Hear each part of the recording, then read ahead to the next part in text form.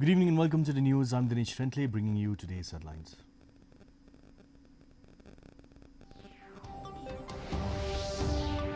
Meghalaya government seeks re-erection of Utirot Singh bust in Dhaka, initiates discussion with Bangladesh High Commission.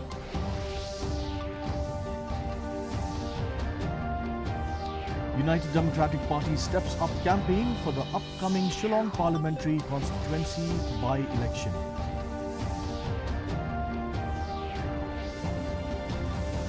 India and Indonesia review comprehensive strategic partnership at a joint commission meeting. India crowned SAF women's champions after a dominant 3-1 victory over Bangladesh.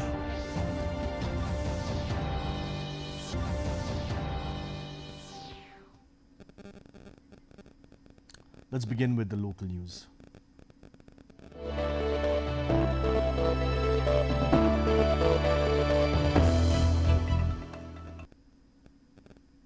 The Meghalaya government has initiated discussions with Bangladesh authorities for the re-erection of the bust of Khasi freedom fighter Utirot Singh in Dhaka. The memorial was destroyed during the law and order unrest in Bangladesh in 2024. Rioters had torched the Indira Gandhi Cultural Centre in Dhaka and vandalized the bust placed at the entrance of the building. Principal Secretary of the Arts and Culture Department, F.R. Kharkongor, said the issue was recently raised with the Bangladesh High Commissioner. The matter was discussed during the High Commissioner's meeting with Chief Minister Conrad K. Sangma and senior state officials. The Meghalaya government has formally requested the restoration of the memorial. We hope that. So recently, the High Commissioner of Bangladesh and his team have met our Honorable Chief Minister and have met the senior government officials a couple of months ago, and this request was again made to the to the High Commissioner of Bangladesh, and now that there is a new regime that is there in place, so we will begin to continue the dialogue, but it has been formally represented with the High Commissioner. And I'm sure that we will keep the conversation open, and that we hope that we will be in a position to progress in that direction. The UDP Mairang Circle held a general meeting at Mission Mairang ahead of the upcoming Shillong parliamentary constituency by-election. The program also introduced UDP candidate Vivan Stone G. Kharangap Kanta to party supporters from the constituency. Addressing the gathering, Kanta promised to serve the people with honesty and work for the welfare of indigenous communities if elected. He also pledged to pursue the inclusion of the Khasi language in the 8th schedule of the constitution. UDP President Medba Lingdo urged the candidate to prioritize issues concerning indigenous people. He stressed the importance of protecting language, land rights and the interests of the Khasi Jaintia community.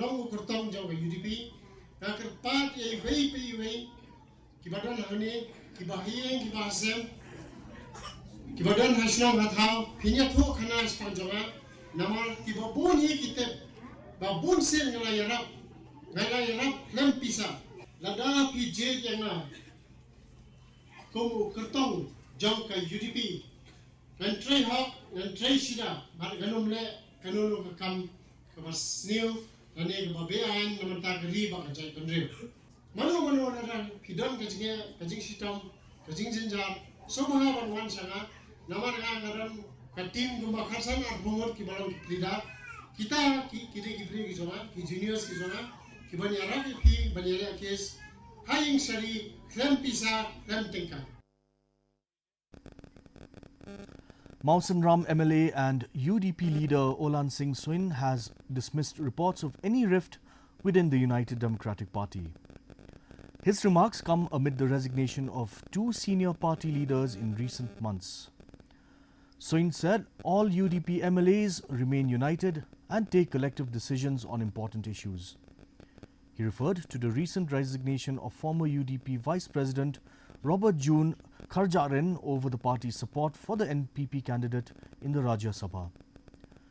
According to Soin, the decision to support James Sangma was taken collectively by the party's parliamentary wing. He maintained that differences of opinion do not indicate division within the party.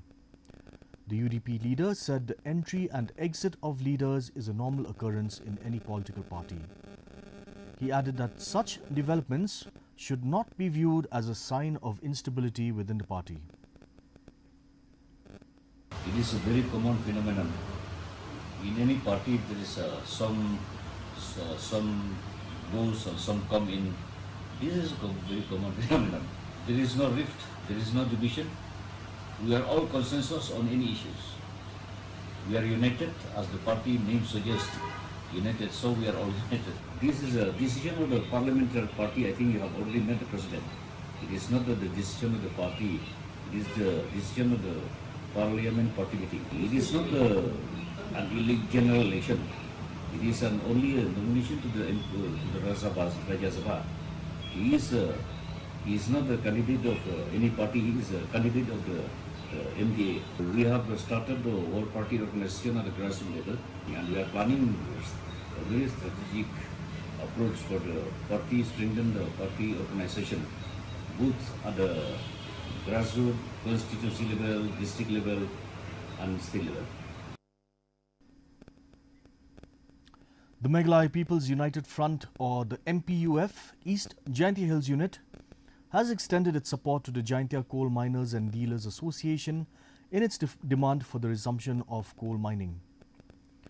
MPUF District President Kirshan Bla said the organization attended a meeting convened by the association on June 4th and pledged full support. He noted that the association has been actively pursuing the issue since the 2014 coal mining ban. Bla said the group has experience and expertise in seeking solutions for reopening coal mining in the district.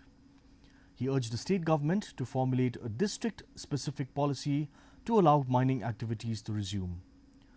According to him, the association has given the government 1 month to respond to its demands. He warned that supporting organizations may intensify their agitation if no decision is taken within the stipulated period. Balay ni kerjaan yang nakaseng namar ngi ba hang nakaseng pun ki bro ki berasam phang ba namanta ban wat kilat kelenti ba kuno ban pelai keduyong namar ki hang tu bro ki bastat sudah ban kilatip ya ka anyi ka roli ka mining ba kuno ban senamo dan itu kadang ngi pelong ini basang ban kerjaan dan kalang be tangi center kat lang ba jalial unit kadang na namar ki unit ki sakil ba khik dan lang nilai betip lang namar bang ini kerjaan dan kuat ban ai ka meses ba clear ke sarkar badan burom jongi ke NPP sengau bah sina no kloy namanta ka anyana po distrik jongi namanta pelaj ngeduyong namar suci benai ka por kadan por suci benai namar dalakut na ka por bla por kana ka asusion yung ngeduyong kini ke yu teng hakata ka por pate ni kung gisang dalang makoi ngilarai ban yami ban yakiteng namanta ban pelaj no ngeduyong namar ngim chung klik ti sura ni kim gisang dalang ngim sutena kalilero namar ngim namanta bat ki politik semua namar ngin yakun namanta pajba ni kung genjiro ngipek ka kamit pajba. Mausanram MLA Olan Singh Soin has urged the reopening of border huts along the India-Bangladesh international border. He said the border huts play a vital role in promoting trade and commerce between communities on both sides. According to Soin, 2 border huts in his constituency have remained closed due to the recent unrest in Bangladesh. He noted that the reopening of the facilities requires the consent of both countries. The MLA said the border huts have significantly contributed to the local economy, adding that many residents depend on these trading centers for their livelihoods. Soin stressed that the resumption of operations would benefit border communities. He also informed that the matter has been taken up with the Chief Minister for early intervention. We are sharing border with Bangladesh, and we have 2 border huts in my constituencies. Because from our side, we are all ready to open the border huts. But it depends on the Bangladesh because the Bangladeshis, they feel that they are not ready to open the border hut. So there should be goods sides from Meghalaya and from Bangladesh to be ready to open. Then only we can open the border hut. So otherwise, from one side only, that cannot happen. When the border hut is in operation, or even the small traders, merchants, they are earning because of selling of goods to the border hut and buying goods from the border hut to sell in our state. So they are earning a good income, remunerative income to support their family, to earn their livelihood through border huts. Our chief minister has already pursued the matter, and but from the Bangladesh side, the killing in Abia is still now. A historic suspension bridge at Maushboit village in East Khasi Hills is set to complete 100 years in 2027. Constructed by the British-era Public Works Department, the bridge was officially opened in June 1927. The inscription on the structure continues to stand as a reminder of its colonial past. According to Maushboit headman Emroy Nongdhar, the bridge served as an important route for people from Jaintia Hills, Mauringkaneng and So'oringkham. He said horse-drawn carriages also used the bridge during earlier times. Nongdhar informed that Maushboit village has existed since 1867 and holds significant historical value. The Dorbar Shnong plans to promote the century-old bridge as a tourist attraction alongside Sweet Falls. Efforts are also underway to preserve and maintain the structure in coordination with neighbouring So'oringkham village. Kani ka jingking ka ba mi lengba sa Maushboit lapanan kam dakin nong song snong adu Jaintia Hills Mauringkaneng So'oringkham bat kipanan kam manrung ya kani ka jingking manya lengba jong ka snong Maushboit nakalian jong ka snong idon hay ka jing perkhat bangin penne pensa ay kani ka jingking tanghalo jong kata kamanta namar ba ngihap ban tray lang bat ka snong So'oringkham namar ba kani ka jingking silyang kadon ha So'oringkham bat silyang pat kadon ha snong Maushboit sya bandap spas nem ikwa ban le ai hi kani ka jingking kana ba kan long ka kum ka tourist spot rumo ya ka snong Maushboit tin ray na lo jong katang ikwa ru ba kani ka jingking baki nong song snong Meghalaya India ba kumjuru nabar jong kari India kentip ba kani ka jingking kadon hang ni. As preparations for the Betling Klam festival gather pace, the traditional Knya Khang ritual was conducted in Rajawai. The ceremony was held to offer gratitude to the Trekirot and the Blai Kis aim for their blessings upon the riot and the village. The ritual was performed in the presence of the Doloi and other traditional religious functionaries of the Elaka. Also known as Sudwar Suduti and Tawyar Takan, the ceremony seeks divine protection from evil influences. The rituals were conducted at several sacred locations including Mukhai, Muralong, Musnyang and Mutong. A Thanksgiving prayer was later offered at Madan Rinkau as part of the observance ahead of the Betling Klam festival. Aswa sedang mentakasngi ladon kajing aingu aidem hangte hakmat ke beliau alor ki bukanor beliau hakaba ladon kasuk kusur nak benta balum ya kemohok tiak balapan bor neki belai banang kerku kerdo ya nong kamai nong kaji kalong kajing le endiam ka ba ai ya ke dak kisin ki bang yo bisar ka balong kawan kajing kerku na ka benta banang klain bor ke sisa sinong sisa thau sisa rai sisa lima pakum juro banang klain bor jong kinong yalam kini jong ki prokur prokmai kini jong ki jumlai bat ki mai ye ikan skem ba kajing le endiam kalong hi kajing kerku ya baro lang ha ka ba ublei bat kinuk beli rengkau kinang ai kajing kerku kerdo ba ka rai ke sinong nang yo ya ka sai ke fain ba ka nang biang nang bit ha kajing im ba kajing jam na ka wai ka sni che wai sni. And now let's look at regional news.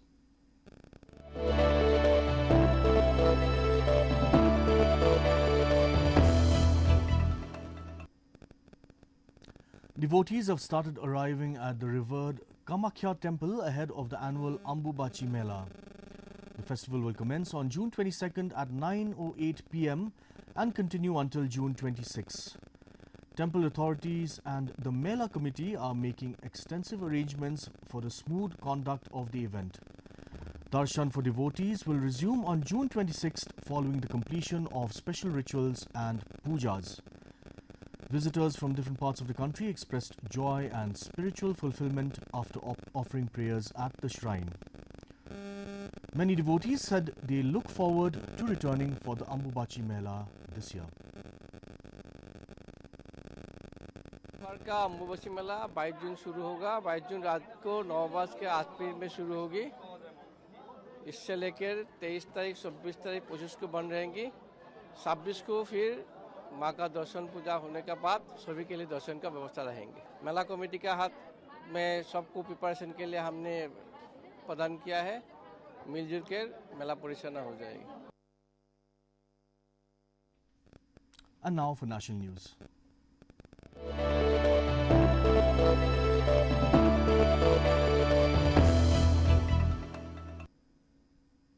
Amid global uncertainties affecting fuel and energy markets, the price of domestic LPG cylinders has been increased by 29 rupees, with the revised rates coming into effect from Sunday. Following the hike of 14.2 kg domestic LPG cylinder in New Delhi will now cost 942 rupees, up from 913 rupees. The revision was announced by Indian Oil Corporation. Consumers have expressed concern, saying the increase will add to household expenses and strain monthly budgets.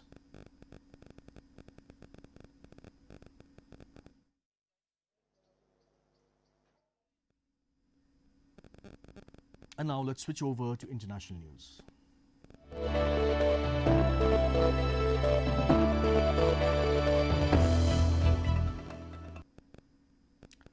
Nepal has reiterated its commitment to strengthening bilateral relations with India based on mutual interests and cooperation.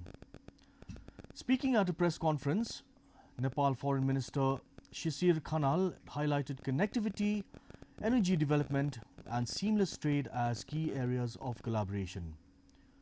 He said Nepal's new government is focused on good governance and accelerating economic growth. The minister noted that issues such as border disputes would be addressed through diplomatic dialogue and existing bilateral mechanisms. He added that technical teams from both countries are continuing field surveys on border-related matters. Khanal also emphasized Nepal's role in fostering regional cooperation between India and China. We do understand and acknowledge that there are issues between us. There are issues, outstanding issues, including in border and boundaries, that can and needs to be solved through diplomatic dialogues. There are many mechanisms that exist between Nepal and India, whether it's about trade, whether it's about energy, whether it's about flooding, whether it's about irrigation, whether it's about border. So many of these mechanisms that exist between these two countries are active. Actually, field survey team is currently working. The field service team, that's a technical team between Nepal and India, that's actually on the border, working together. So we hope and we've agreed yesterday with my discussion and with External Affairs Minister also, that we have agreed to activate all these mechanisms so that we are solving these problems that we have through openness and dialogue. India and Indonesia have reaffirmed their commitment to strengthening their comprehensive strategic partnership during the 8th India-Indonesia Joint Commission meeting in New Delhi. The meeting was co-chaired by External Affairs Minister S. Jaishankar and Indonesian Foreign Minister Sugiono. Discussions covered cooperation in defense, maritime affairs, trade, investment, health, food security, tourism, education and culture. Jaishankar noted that the meeting comes after a gap of 4 years and follows the celebration of 75 years of diplomatic relations in 2025. He said the visit of Indonesian President Prabowo Subianto as chief guest for India's Republic Day had given fresh momentum to bilateral ties. Both sides expressed confidence in further expanding cooperation across multiple sectors. Our joint commission is happening after 4 years, and I think it's important to recognize that in those 4 years, actually we made good progress in our bilateral relations. We celebrated the 75 years of establishment of our bilateral ties in 2025. We had the honor to welcome President Prabowo on his state visit and as chief guest for India's 76th Republic Day last year. When I had called on His Excellency during that visit, I very much value the guidance provided by him on further developing our multifaceted bilateral ties. And now for sports news.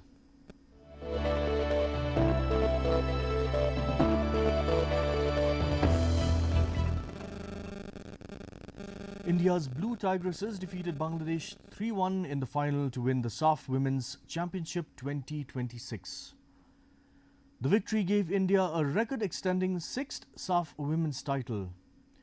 India produced a strong attacking performance and maintained control for most of the match. Bangladesh fought back but could not overturn India's lead. The win adds another major regional trophy to Indian women's football record. Celebrations followed as the team completed a successful campaign with the championship victory.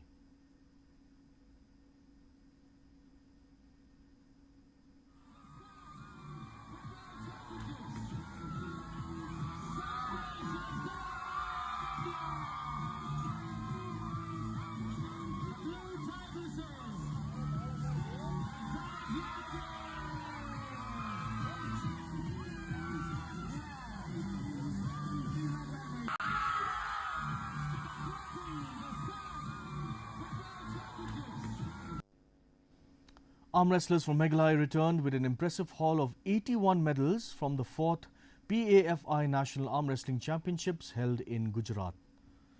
The state contingent of 104 athletes secured 32 gold, 32 silver and 33 bronze medals across various categories. Reboy district contributed 10 medals, with veteran arm wrestler Margaret Pathao winning 2 gold medals in the Masters 60 kg category. The athletes were felicitated by the District Social Welfare Office and the Confederation of Reboy People for their achievements. Pathao said preparations are already underway for the upcoming World Arm Wrestling Championship in New Delhi.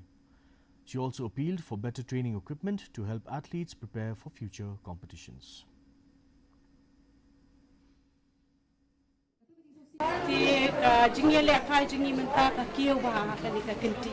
Buon ki bayok medals but buon wi ru ki don ki banya le kana kadiang la play lang na kadiang bak na kamon kin kam buon ki players ban shim benta ka world championship ka ban long ha inni hani ha India ha banai October ka Delhi katang janga te kolong bangi di ban yo ye ki junior ba ki sub junior ba kin yo medals ka world level kadang ni sukaman sisa ban yo snow ba ini ikaw madra timba katin jongki lala bandra kapurang pat kata kanam ongkaya ka Reboy district rei kunjuru ya kejelahi Broadway ha ba ilalai ban represent ane ban mikmat ya kejelah ka national level jong kaneka arm wrestling competition baik lalong sisa ita I ambassador iba le sisa na ka benta kaniki abha kamiat kentiu ya ka jingang sta kentiu ya kikam sports.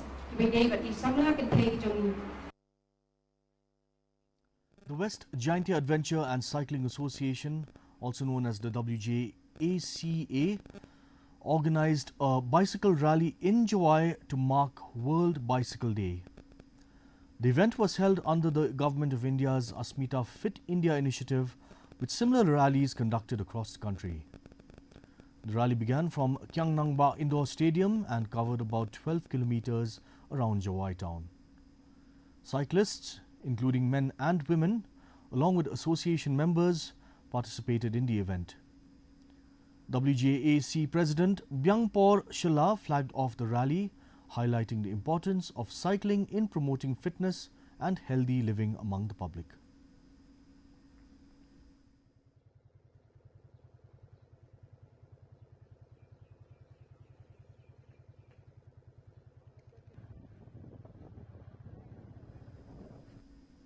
And now for the weather report.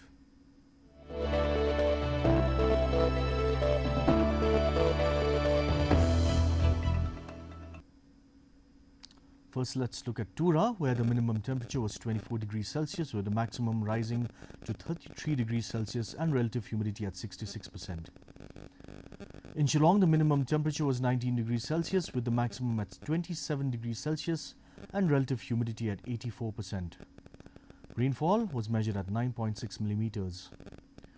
Meanwhile, in July, the minimum temperature was 19 degrees Celsius, with the maximum at 27 degrees Celsius and relative humidity at 83%. Rainfall was measured at 4.1 millimeters. The forecast in Tura, Shillong and July say moderate rain with thunderstorm is likely at many places. And for our viewers just tuning in, here is a quick recap of today's top stories.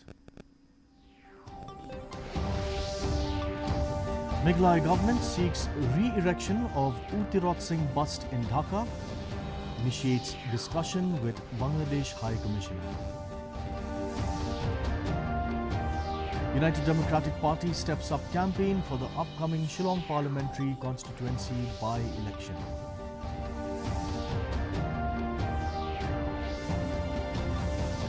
India and Indonesia review comprehensive strategic partnership at a joint commission meeting. And India are crowned SAF Women's Champions after a dominant 3-1 victory over Bangladesh.